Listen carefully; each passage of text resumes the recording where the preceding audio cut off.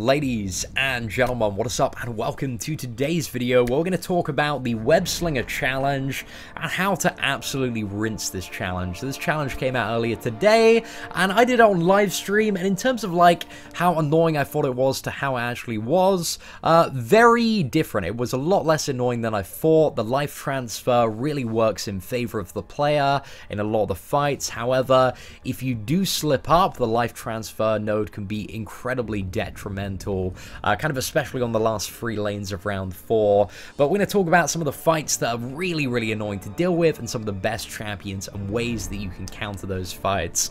So I've literally just done this. It is so fresh in my mind, doing like every single fight like 6 times. So we're going to hit the replay button so we can get the quest open and talk about the opponents.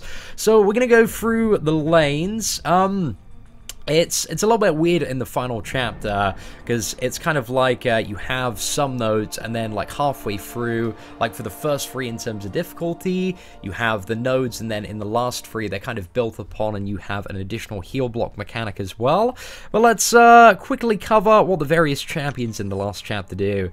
So you have the classic version of Spider-Man. He does not have anything super special, apart from he has plus 28% crit rate and plus 100% crit damage. And also Fisher, which means for every attack he lands on you, he's going to deal even more damage because he's going to be breaking a bit of your armor. It's a bit weird that these are in percentages instead of flat values, Kabam. Like, that's a little bit off, you know? How come these champions get to have their percentage values back? This is just not fair. But in terms of Spider-Man, like, it's really not get hit, and you can take this fight very slow, so just parry, like do 3 attacks in, and then just rinse and repeat. And especially on like the final Spider-Man, I found that was the best strategy.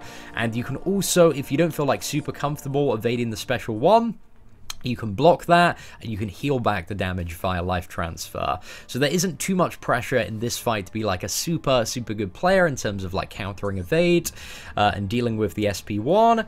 But you know, champions that do counter evade or can automatically evade projectiles, like the new Spider-Man or Daredevil for example, they're definitely going to be helpful in that matchup.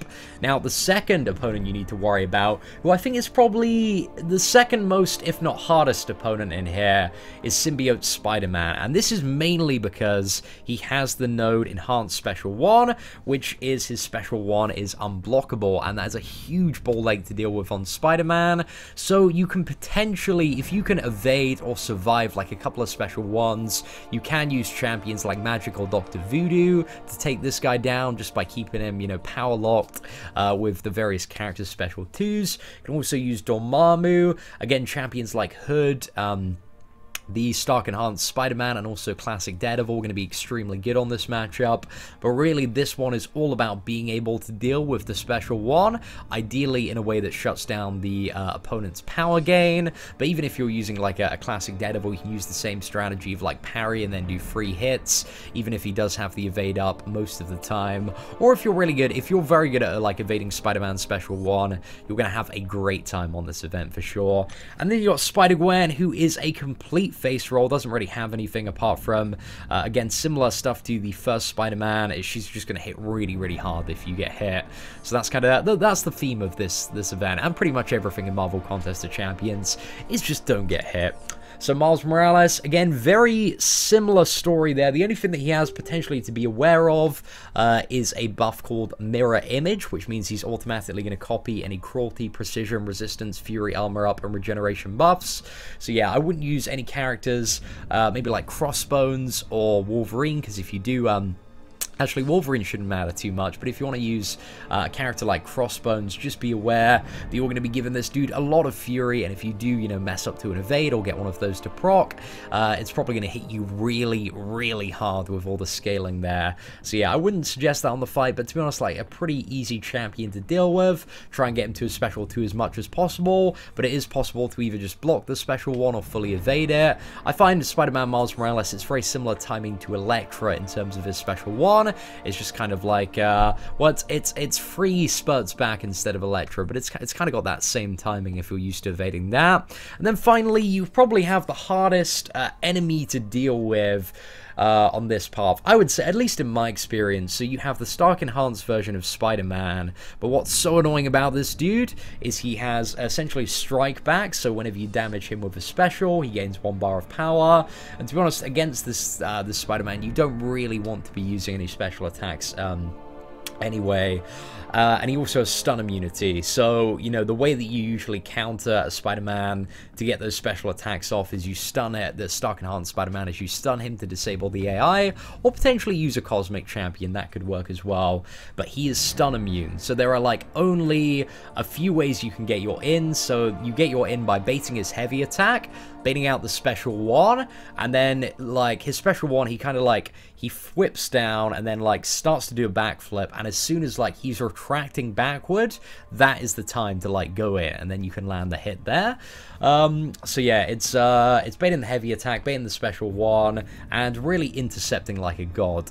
But also with this champion, above 50%, he's got a 3% evade chance, but once you get below 50%, then that evade chance is increased to 10%, and yeah, I had some fights where I had some quite bad RNG on this dude. I think, to be honest, my only deaths, I think I only used about like 6-7 revives in this challenge in total, and I think they were split between this guy and like the Symbiote Spider-Man. Like, none of the other fights presented like too much of a ball, like too much of a challenge.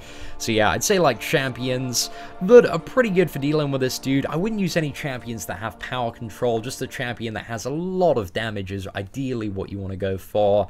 Like, I found my Star-Lord worked really, really well. My Gwenpool was insane for this matchup as well. To be honest, I used Gwenpool in terms of like which champion I used for the majority of it. It was like Gwenpool for 99% of this, and she just works so incredibly effectively. And I think, you know, if you don't already have Gwenpool, she's very conveniently in Arena this weekend. Plus, my Gwenpool is a 5-star, is unawakened, so she doesn't have that ability to reduce ability accuracy, and thus, like, prevent champions evading after a certain amount of hits. It's 50 hits to fully prevent the evade, but, you know, as your combo's going up and up, it's 2% per combo. So, you know, if you can get Gwenpool in this weekend's Arena, if you can awaken her, she is really going to be kind of an MVP for this challenge. And also, one of the things that I really, really do like about this challenge is that you don't need to use any health potions, because they're a little bit pointless here. You just need to kind of get a really good start to the fight. If you can instantly either like get a parry on the stun immune champions, or an early intercept, or bait out an early heavy attack on the Stark Enhanced Spider-Man, you can generally just heal enough to like get you sorted, providing that you aren't making a crazy amount of mistakes.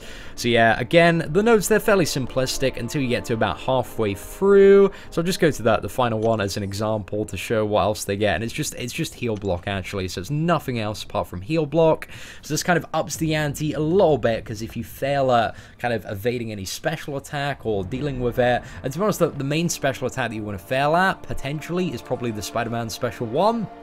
So yeah, that's where the Symbiote Spider-Man starts becoming a bit more of a problem on the last 3 ones, just because, you know, if you fail, if you get that heal block, you are taking so much damage there.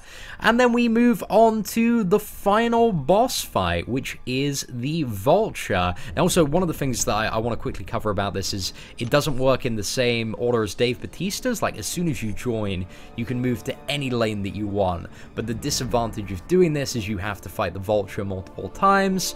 And to be honest, the Vulture, like, he's not too bad. I think the first few times you fight him, getting used to his animations is going to be a little bit of a pain. But essentially, Vulture, he is stun immune, he has power gain as well, and I think those are really the only 2 things you need to worry about in this fight. He's got a lot of other nodes that increase like his special free damage and his crit damage, but it's mainly getting into the habit of baiting out the special 1 and the special 2, and the ways that you do that and kind of fully evade that is just outrange both of them. So in terms of the special 1, kind of the timing for that is that he's going to, like, he does like an attack and then like throws his glider at you, just make sure you're well back, and as soon as the glider kind of swoops down, that's where you rush in and get your in after that. And with the special 2, he kind of does like a similar thing to like Archangel's special 2 animation, where he swoops around, and as soon as like he puffs his jets, that is the time to like go in and get the the in on your Vulture. And the good thing about Vulture, you know, if you can bait quite nicely, if you have a Stark Enhanced Spider-Man as a 4 or 5 star, he's going to be so good for that fight, because again, it's very, very aggressive. You're going to be taunting him, you're just going to be getting him firing off all his specials all the time. But yeah, you can just get into a really, really nice rhythm in that fight, where you're just like baiting a special 1, and then you go and you do another 5 hits, bait another special 1, and just do that kind of over and over again. So yeah, Vulture, he honestly like isn't too bad. Like, it's a pretty easy fight once you get into the flow of it. So overall, I don't think there's anything too insane or anything too annoying. I like how Kabam handled the design of this by adding like tons of evade champions. They knew that the community, you know, we're gonna be pissed off like at the occasional evade, but there's this constant like switch of satisfaction in the fight where you might get an evade, you might get hit a bit, but then you can like get a parry, and then you can just get a full combo and then like heal up to 100% health if you've brought a champion that can deal a lot of damage. So yeah, that's pretty much it. I mean, there are a few things to keep in mind when building your team. Hopefully, you know, going through the various champions and help it, you know, explaining what they do has kind of given you a good idea. In terms of like the best champions for Vulture, very similar story to Stark Enhanced Spider-Man, just a champion that does an insane amount of damage, and ideally one that doesn't have power control mechanics, because again, it's just good to get into that flow of just baiting the special attacks, and personally I think that's probably the easiest solution, unless you're like analyzer level intercepting, in which case, yeah, you can use a power control, you can do whatever you want at that level. But yeah, anyway, ladies and gentlemen, hopefully you enjoyed this video guide. Let me know how you're getting on in the Spider-Man Web-Slinger challenge. I think it's a good one. This might be one of my favorite challenges so far. I thoroughly enjoyed it. I think the Stark Enhanced Spider-Man is a good fight. The Vulture is a good fight. So yeah, I rate it. The only, you know, they're a little bit of a pain now and again, but ain't too bad. Anyway, ladies and gentlemen, thank you so much for watching. Take care and have an absolutely fantastic day.